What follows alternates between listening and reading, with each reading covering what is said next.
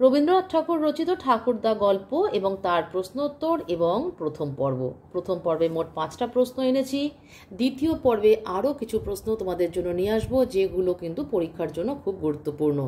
সুতরাং প্রথম থেকে শেষ পর্যন্ত এবং প্রত্যেকটি ভিডিও মন দিয়ে দেখবে। যাদের প্রয়োজন তারা প্রশ্নের উত্তরগুলো অবশ্যই লিখে নেবে। আর যারা এখনও আমার চ্যানেলটিকে সাবস্ক্রাইব করনি তারা অবশ্যই সাবস্ক্রাইব করে দেবে। প্রয়োজনে লাইক, কমেন্ট এবং শেয়ার করবে। প্রথম প্রশ্ন দেখো, সেকালের বাবুদের বাবুয়ানা বংশানুক্রমে স্থায়ী হইতে পারিত না। বহুবর্তিকা বিশিষ্ট প্রদীপের মতো নিজের তৈল নিজে অল্পকালের ধুমধামেই নিঃশেষ করিয়া দিত। কার রচিত, কোন গল্পের অন্তর্গত, বক্তাকে, কি প্রসঙ্গে বলা হয়েছে, বক্তার বক্তব্য পরিস্ফুট করো। আমি কিন্তু আলাদা করে কোয়েশ্চেনগুলো লিখিনি এবং মার্কস ডিভিশনও করিনি। এখানে টোটাল মার্কস হচ্ছে 10। কার রচিত, কোন গল্পের অন্তর্গত। উদ্ধৃত অংশটি রবীন্দ্রনাথ ঠাকুর রচিত গল্পগুচ্ছের অন্তর্গত ঠাকুরদা গল্প থেকে গৃহীত। বক্তা হলেন ঠাকুরদা গল্পের গল্পকথক। কি প্রসঙ্গে বলা হয়েছে দেখো, ঠাকুরদা গল্পের গল্পকথক কলকাতায় ঠাকুরদার প্রতিবেশী ছিলেন। তার পিতা অত্যন্ত পরিশ্রম করে সম্পূর্ণ নিজের চেষ্টায় যথেষ্ট ধন উপার্জন করেছেন। সুতরাং তাঁর একমাত্র পুত্র হিসেবে তিনি পিতার প্রতি কৃতজ্ঞ। কথক লেখাপড়া শিখেছেন এবং নিজের প্রাণ ও সম্মান রক্ষার উপযোগী যথেষ্ট ধন সম্পত্তি বিনা পরিশ্রমেই প্রাপ্ত হওয়াকেই পরম গৌরবের বিষয় বলে মনে করেন।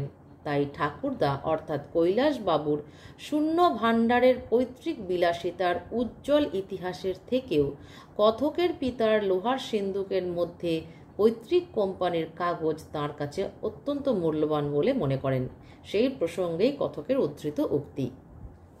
বক্তার বক্তব্য পরিস্ফুট করো। নয়নজোড়ের জমিদাররা একসময় তাদের বাবুয়ানা অর্থাৎ বিলাসিতার জন্য বিশেষ বিখ্যাত ছিলেন। তারা ঢাকাই কাপড়ের পাড় ছিঁড়ে তারপর পরতেন, কারণ পাড়ের কর্কশতায় তাদের সুকোমল বাবুয়ানা ব্যথিত হতো। তারা লক্ষ লক্ষ টাকা দিয়ে বিড়াল শাবকের বিবাহ দিতেন। কথিত আছে, একবার কোনো উৎসব উপলক্ষে রাত্রিকে দিন করার জন্য অসংখ্য দ্বীপ জ্বালিয়ে সূর্য কিরণের অনুকরণে তারা সত্যি রূপোর জড়ি ওপর থেকে বর্ষণ করেছিলেন। সে কারণে নয়নজোড়ের জমিদাররা নিজেদের বাবুয়ানাকে বংশানুক্রমে স্থায়ী করতে পারতেন না, কারণ অতিরিক্ত ভোগ বিলাসিতার জন্য জমিদারি অচিরেই শেষ হয়ে যেত। কারণ অতিরিক্ত ধন সম্পদের অধিকারী দেখাতে গিয়ে জমিদারি মুখ থুবড়ে পড়ত। নিঃস্ব হয়ে সঙ্গোপনে দিন যাপন করতে বাধ্য হতেন তারা, যেমন হয়েছিলেন নয়নজোড়ের শেষ বংশধর কৈলাসবাবু। 2 নম্বর প্রশ্ন দেখো, ইহার পিতার মৃত্যু হইলে পর নয়নজোড়ের বাবুয়ানা গোটাকতক অসাধারণ শ্রাদ্ধ শান্তিতে অন্তিম দীপ্তি প্রকাশ করিয়া হঠাৎ নিবিয়া গেল। কার রচিত, কোন গল্পের অন্তর্গত, একটু আগে আমি বলে দিয়েছি। বক্তাকে, সে প্রসঙ্গও বলা হয়েছে, তাই এই দুটো প্রশ্নের উত্তর আমি বলছি না। ইহার বলতে কাকে বোঝানো হয়েছে, এই প্রশ্নের উত্তরটা তোমাদের এখন বলে দেব। ইহার বলতে নয়নজোড়ের জমিদারির শেষ বংশধর কৈলাসবাবুর কথা বলা হয়েছে। দেখো কোন প্রসঙ্গে উদ্ধৃত উক্তিটি করা হয়েছে। কৈলাসবাবুর পিতার মৃত্যুর পর নয়নজোড়ের জমিদারির অবসান ঘটে। কয়েকটা উৎসব ও শ্রাদ্ধ শান্তিতে জমিদারির শেষ অর্থ সম্বলটুকুও ব্যয় হয়ে গিয়ে একেবারে নিঃশেষ হয়ে যায়। তখন তাদের গর্ব করার মতো আর কিছুই ছিল না। সেই প্রসঙ্গেই কথকের এই উক্তি। দেখো, বক্তার বক্তব্য পরিস্ফুট করো, অর্থাৎ এই কথাগুলি বক্তা কেন বলেছিলেন। নয়নজোড়ের জমিদারেরা তাদের বাবুয়ানার জন্য বিশেষ বিখ্যাত ছিলেন। তারা ঢাকাই কাপড় পাড় ছিঁড়ে পরতেন, কারণ পাড়ের কর্কশতায় তাদের সুকোমল বাবুয়ানা ব্যথিত হতো। তারা লক্ষ লক্ষ টাকা খরচ করে বিড়াল শাবকেদের বিবাহ দিতেন। রাতকে দিন করার জন্য সত্যিকারের রূপোর জড়ি ওপর থেকে বর্ষণ করতেন। তাই সেকালের বাবুয়ানা বেশি দিন স্থায়ী হতে পারত না। যে কোনো উৎসব অনুষ্ঠানে ক্ষমতার অতিরিক্ত খরচ করার জন্য জমিদারি শেষ হয়ে যেত, ঋণগ্রস্ত হতো এবং বহুবর্তিকা বিশিষ্ট প্রদীপের তেল যেমন অল্পকালের মধ্যে নিঃশেষ হয়ে যায়, নয়নজোড়ের জমিদারদের অবস্থাও তাই হয়েছিল। এ কারণেই কথক নয়নজোড়ের জমিদারির গাল ভরা আড়ম্বর ও আস্ফালন সহ্য করতে পারতেন না। 3 নম্বর দেখো, তিনি হাঁটুর নিচে কাপড় পরিতেন না বলিয়া যে কম লোক ছিলেন তাহা নয়। কার রচিত কোন গল্পের অন্তর্গত? প্রথম প্রশ্নটা কমন কোশ্চেনই থাকে। উদ্ধৃত উক্তিটি কার? বক্তা হলেন ঠাকুরদা গল্পের গল্পকথক। তিনি কলকাতায় ঠাকুরদা অর্থাৎ কৈলাসবাবুর প্রতিবেশী ছিলেন। তিনি বলতে কাকে বুঝিয়েছেন? তিনি বলতে এখানে গল্পকথকের পিতাকে বোঝানো হয়েছে। কথকের পিতা হাঁটুর নিচে কাপড় পরতেন না বলে তিনি দরিদ্র লোক ছিলেন এমন মনে করার কোনো সঙ্গত কারণ ছিল না। তিনি ছিলেন মিতব্যয়ী। তিনি নিজের চেষ্টায় প্রচুর উপার্জন ও অর্থ সঞ্চয় করেছিলেন। এক একটি পয়সার হিসাব রাখতে তিনি সমর্থ হয়েছিলেন। তাঁর বেহিসাবি খরচের অভ্যাস থাকলে কথক উত্তরাধিকার সূত্রে বিপুল ঐশ্বর্যের মালিক হতে পারতেন না। উদ্ধৃত উক্তিটির দ্বারা তিনি কি বোঝাতে চেয়েছেন? আসলে নয়নজোড়ের জমিদারদের বেহিসাবি বাবুয়ানা ও আড়ম্বরপূর্ণ জীবনযাত্রার জন্য বর্তমান বংশধরেরা অর্থ সংকটে পড়েছেন। যদি নয়নজোড়ের বাবুরা অনাবশ্যক অতিরিক্ত ব্যয় না করতেন, তবে তাদের উত্তরাধিকার কৈলাসবাবুকে কলকাতায় অতি দিনহীনভাবে স্বল্প পরিসরে ছোট একটি বাড়িতে জীবনযাপন করতে হতো না। কথক তাঁর পিতার প্রতি বিশেষভাবে কৃতজ্ঞ, কারণ তিনি বাবু উপাধির জন্য লালায়িত ছিলেন না। অকারণে রাতকে দিন করার জন্য অহেতুক খরচ করেননি। আর তা করেননি বলেই কথক বিপুল সম্পদের উত্তরাধিকার প্রাপ্ত হয়েছেন। তাই শূন্য ভাণ্ডারের অহেতুক গর্ব অপেক্ষা পূর্ণ ভাণ্ডারের উত্তরাধিকার হওয়া কথকের কাছে অত্যন্ত সম্মানের বলে মনে হয়েছে। 4 নম্বর দেখো, কেবল নিতান্ত আলস্যবশত এবং সর্বজনসম্মত প্রথার অনুসরণ করিয়া সে কার্যে হস্তক্ষেপ করিতেন না। কার রচিত কোন রচনার অংশ? আমার বলা হয়ে গেছে। উদ্ধৃত মন্তব্যের কারণ কি?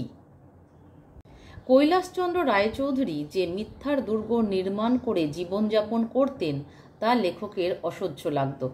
তিনি তাঁর ভূতপূর্ব জমিদারির জীবনকে কল্পনা করে যে মিথ্যে আভিজাত্য দেখাতেন তা কথকের পছন্দ হতো না। কথক এই মিথ্যার দুর্গ সত্য বন্দুকের গুলি দিয়ে উড়িয়ে দিতে চাইতেন। কৈলাসবাবুর মিথ্যাগুলি এতই সরল, তার ভিত্তি এতই দুর্বল, তা সত্যের সামনে এমনি বুক ফুলিয়ে নৃত্য করত যে তাকে মুহূর্তের মধ্যে ধ্বংস করার একটা ইচ্ছে উপস্থিত হলেও কথক তা করতেন না। কেন লেখক এই কাজ করতেন না তার কারণ দেখাতে গিয়ে উদ্ধৃত কথাগুলি বলেছেন গল্পকথক। বক্তব্যটির তাৎপর্য বিশ্লেষণ করো। কৈলাসচন্দ্র রায়চৌধুরীকে সকলে ভালোবাসত এবং প্রশংসা করত, কিন্তু গল্পকথক তার ধন সম্পদ ও উচ্চশিক্ষার অহংকারে তা সহ্য করতে পারতেন না। কথক নিজের ধন সম্পদ নিয়ে গর্ববোধ করতেন, কিন্তু ঠাকুরদার মিথ্যে আভিজাত্যের দুর্গটিকে সত্য বন্দুকের গুলি দিয়ে গুঁড়িয়ে দিতে চাইতেন, কিন্তু পারতেন না। এতে লেখকের সংকীর্ণ মনস্কতার পরিচয়ই প্রকাশিত হয়। এতে তাঁর চরিত্রের নিজের সম্পর্কে অহংভাব প্রকাশিত হয়েছে। তাছাড়া নিজেকে তিনি দেবতার সঙ্গে তুলনা করেছেন। 5 নম্বর প্রশ্ন দেখো, আমার দাদামশাই তোমাদের কি করেছেন? কেন তোমরা তাকে ঠকাতে এসেছো? কার রচিত কোন রচনার অংশ এটি? বলছি না। বক্তার পরিচয় দাও। নয়নজোড়ের নির্বাপিত শেষ জমিদার কৈলাসচন্দ্র রায়চৌধুরীর একমাত্র নাতনি কুসুম উদ্ধৃত অংশটির বক্তা, যার পৃথিবীতে আপন বলতে একমাত্র ঠাকুরদাই আছেন। কোন প্রসঙ্গে উদ্ধৃত উক্তিটি করা হয়েছে? গল্পকথক ঠাকুরদার সঙ্গে যে ভয়ঙ্কর খেলা খেলেছিলেন তা তাঁর নাতনি কুসুমের কোমল মনে আঘাত করে। ছোটলাটের ছদ্মবেশে কথকের বন্ধু কৈলাসবাবুর সঙ্গে সাক্ষাৎ করতে আসেন। সেখানে চৌকির ওপরে তাঁর একমাত্র বহুমূল্য শালটি পাতা ছিল। ছদ্মবেশী ছোটলাটের সামনে অতি বিনীত সুদীর্ঘ বক্তৃতা পাঠ করেন কৈলাসবাবু উর্দু ভাষায়। তারপর তার সামনে তাদের বহু কষ্টে সংরক্ষিত কুল ক্রমাগত এক আষ্ট্রফির মালা ধরলেন। পুরনো ভৃত্য গণেশ গোলাপ পাশ এবং আতরদান নিয়ে উপস্থিত হলো পূর্ব প্রথা মতো। 10 মিনিট পরে ছদ্মবেশী ছোট লাট উঠে চলে যাওয়ার সময় সোনার রেখা বিশুদ্ধ আশরাফির মালা, চৌকি থেকে শাল, ভৃত্যের হাত থেকে গোলাপ পাশ এবং আতরদান সংগ্রহ করে গাড়িতে উঠলেন। এই পুরো দৃশ্যটাই কথক আড়াল থেকে দেখছিলেন। শেষে হাসি সংবরণ করতে না পেরে উচ্ছ্বাসে ফেটে পড়েন। তখন খেয়াল করেন সেই ঘরে তক্তাপোষের ওপর উপুড় হয়ে ফুঁপিয়ে ফুঁপিয়ে কাঁদছে একটি বালিকা,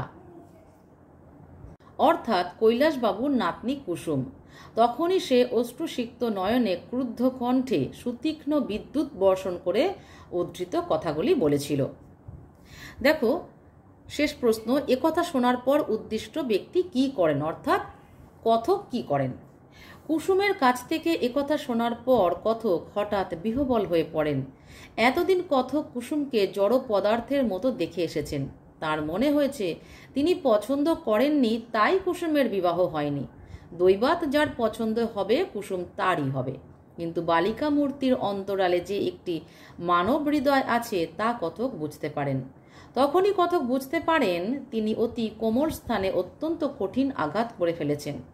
যার হৃদয় হয়ে আছে সে কখনো পণ্য হতে পারে না। অনুশোচনায় দগ্ধ হয়ে কথক ঠাকুরদার কাছে গিয়ে বলেন, যদিও তাঁর বংশমর্যাদা নয়নজোড়ের বাবুদের বংশগৌরবের তুলনায় অতি নগণ্য, তবুও ঠাকুরদা যদি রাজি থাকেন তবে কথক কুসুমকে বিবাহ করতে পারেন। বৃদ্ধ একথা শুনে যারপরনাই আনন্দিত হয়ে কথককে বক্ষে আলিঙ্গন করেন এবং আনন্দের আবেগে বলেন, কুসুমের যে এমন ভাগ্য হবে তা তিনি কল্পনাই করেননি। তিনি এই প্রথম স্বীকার করলেন যে তিনি গরিব। মোট 5টা প্রশ্ন বলে দিলাম। আগামী পর্বে আরও কিছু প্রশ্ন নিয়ে আসবো, সুতরাং সেই অপেক্ষায় থাকো। মন দিয়ে পড়াশোনা করো।